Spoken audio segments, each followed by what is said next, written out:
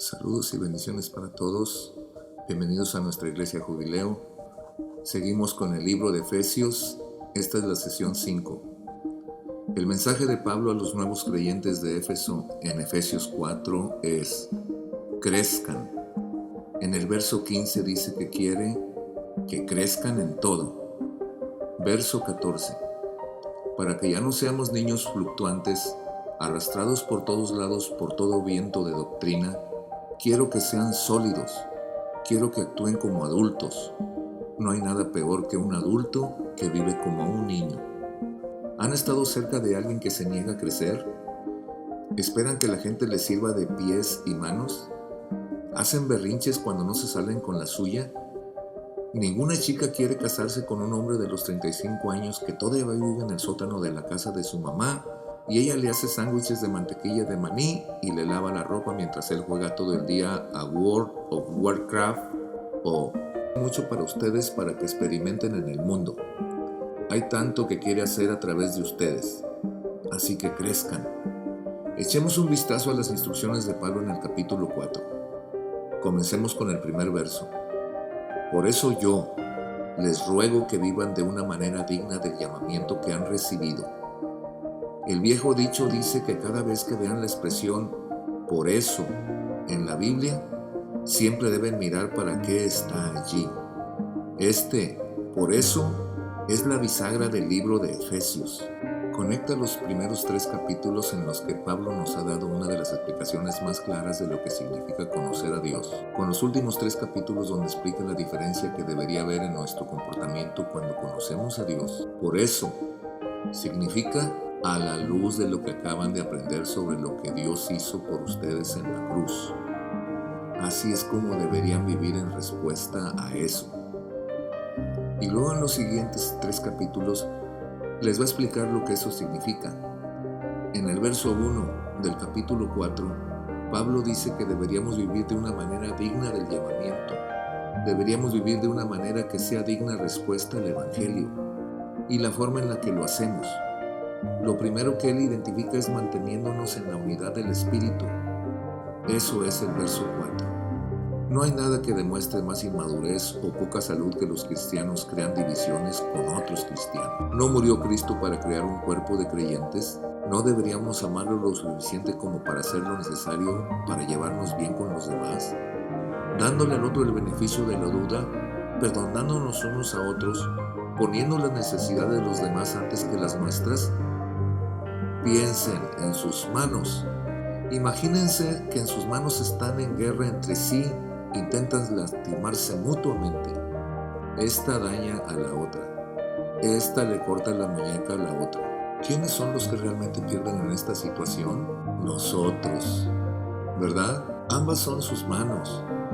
Esto es lo que Jesús siente cuando los cristianos en su cuerpo no se llevan bien y se dividen el uno del otro. Pablo pasa de hablar sobre cómo debemos relacionarnos entre nosotros a cómo un cristiano maduro debe involucrarse en el mundo que las rodea. Habla sobre cómo el Espíritu de Dios pone en los miembros de su cuerpo lo que llamamos dones espirituales, a través de los cuales Dios mismo obra en el mundo. Déjenme usar su instrucción en estos versos para contestar las 2 preguntas más grandes que la gente tiene sobre los dones espirituales. La primera pregunta es: ¿qué son exactamente los dones espirituales y cómo sé cuál es el mío? Pablo comienza a contestar eso en el verso 7. Pero a cada uno de nosotros se nos ha dado la gracia. Verso 12. Para la edificación del cuerpo de Cristo, hasta que todos lleguemos al conocimiento del Hijo de Dios. Los dones espirituales son capacidades que Dios nos da para edificar a otros, para ayudarlos a conocer más a Dios. Quizás su don de enseñanza me ayuda a entender más a Cristo.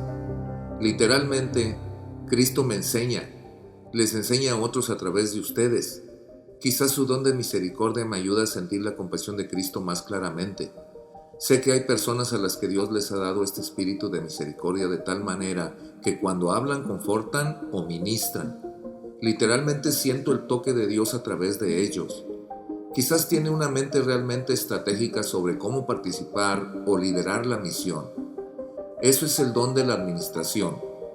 Quizá Dios los usa para alcanzar a gente que está afuera, que nadie está alcanzando. Eso es el don de evangelista. Quizás tienen el don de la fe y parecen saber lo que Dios quiere hacer en una situación particular. No saben cómo lo saben, solo lo saben. Y guían a otros a preguntarle a Dios y a creer en Él por eso que pidieron. El verso 7 dice que cada uno de nosotros que estamos en Cristo tenemos uno de esos dones. ¿Cómo saber cuál es su don espiritual? A algunas personas parece gustarles esos exámenes de elección múltiple sobre los dones espirituales. ¿Algunas veces los vieron? Llenan uno de esos exámenes y luego les dicen cuál es su don espiritual. Tengo que admitir que estoy un poco cansado de ellos porque hace unos años hice uno con mi flamante esposa Verónica y su don número 1 fue el celibato. No miento. Desde entonces he sido un poco cínico sobre ellos. Creo que una mejor manera para determinar su don espiritual es verlo como la confluencia de 3 cosas diferentes en sus vidas. Lo primero es que son buenos, llamémoslo su habilidad. Lo segundo es que los apasiona, llamémoslo su afinidad o lo que les importa. Lo tercero es lo que las otras personas afirman sobre ustedes de cómo Dios los usa en sus vidas, llamémoslo confirmación. Piénselo como diagrama de Venn. Tienes 3 círculos: habilidad, afinidad y confirmación. Ese pequeño espacio en donde los 3 se juntan va a ser el lugar de su don espiritual. En mi caso, tengo una facilidad natural para hablar con las personas. Me apasiona ver a otras personas crecer en la fe y alentarlos verbalmente en cómo lo pueden hacer. Otras personas me confirman que cuando hablo y enseño la Biblia, Dios los edifica en la fe y los desafía. Esas 3 cosas son una indicación de que Dios me ha dado el don de exhortación, el cual estoy usando.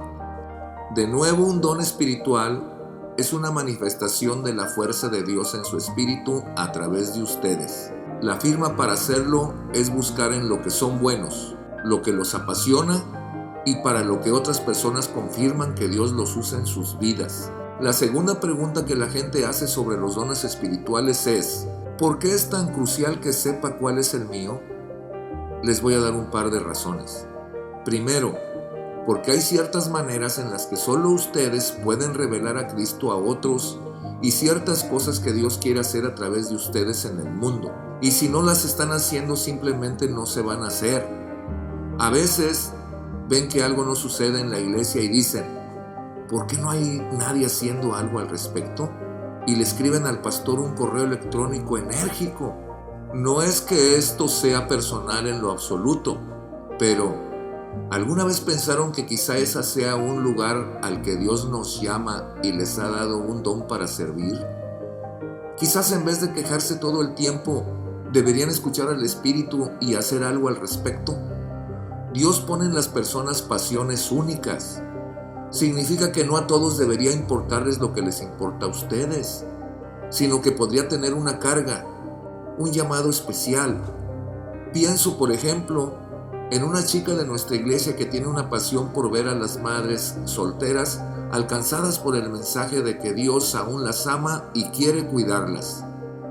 Nosotros también nos preocupamos por las madres solteras, por supuesto, pero ella tiene un llamado especial, un don espiritual y lo está usando para liderar un ministerio en nuestra iglesia.